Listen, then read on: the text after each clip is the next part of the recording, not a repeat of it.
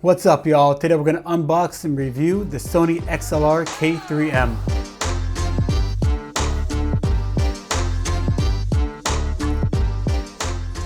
So I got this device from my Sony A7 III. Previously I had the K2M. I'll just show you what happened to that. The top has broken off and I got it repaired the first time, but the second time they said it's gone too far. A lot of times I'm shooting in protests for news, and sometimes I'll carry a smaller camera like the A7 III, and in those situations sometimes it can get a little tough, and then this has snapped off the top of the hot shoe mount. Okay, so let's unbox it and see what's inside.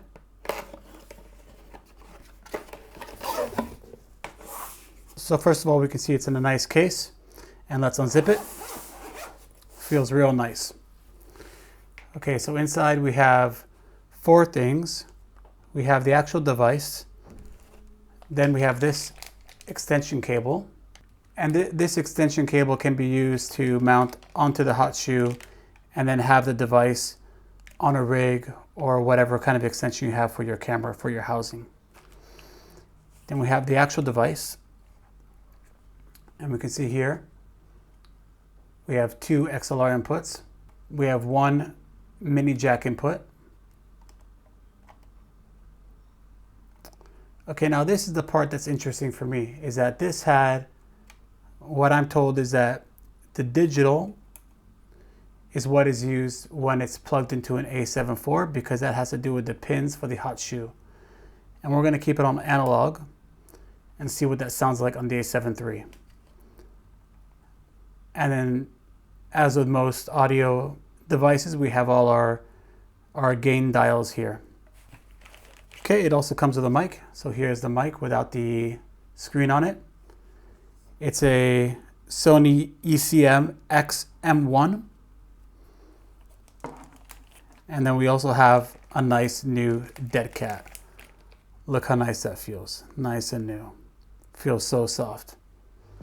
Okay, let's put it together.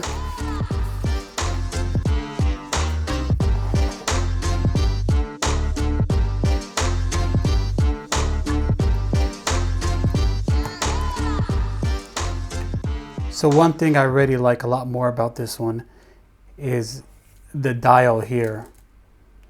I can really feel when this is actually connected into the pins on the hot shoe, more so than the previous, the K2M. Okay, let's put the mic in.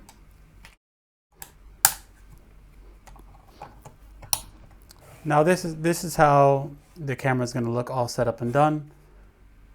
We have one input that has the onboard mic, and we're going to have the second input where I'll put the lapel mic. In this case, I'm going to put that mic in here, and we're going to hear the difference in audio quality.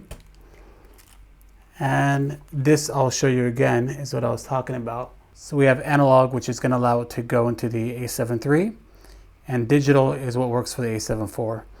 They say on the website that there's some audio degradation, and we're going to do a test right now to see how much that impacts. So this microphone is connected right now by lapel onto my shirt, and I'm not going to change the position of the mic. I'm just going to change the input from the camera you're listening to here, and I'm going to plug it into this camera.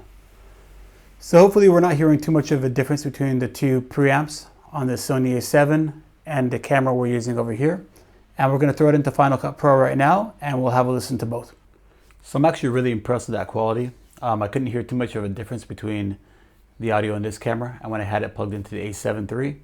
So real good price point, very good product, and it's easy to keep the camera small and together while you're out in the field. To have two XLRs on this kind of camera is amazing, and I would definitely recommend this to anybody. I was a bit worried about what they were talking about with the audio, maybe being different between digital and analog, but to me it sounds great on the A7 III. So I hope you all found this valuable, and please give it a like and subscribe for more videos. Thanks a lot. Peace.